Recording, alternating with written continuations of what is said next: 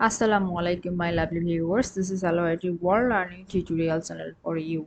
Today in this tutorial I am going to show you website background colors settings in Mozilla FireFox. So for this case we will go to the Mozilla FireFox that I have been pinned in my taskbar. Click here and we will also go to the three bar icons that we will get the things. So here enter the settings option. In the front page we will get the things. Scrolling in below, then see the colors. So override Firefox default colors for text, website background and links. So manage the color, click here, and we want to do the background colors. So by default it has settings the uh, say it has setting the background color. Hopefully it's white or gray white or like that. We want to do this color, then we have to add the custom. See, the color has been added, the customs color, or we will do the things and add the custom. See, again it has been changed. So now we will do this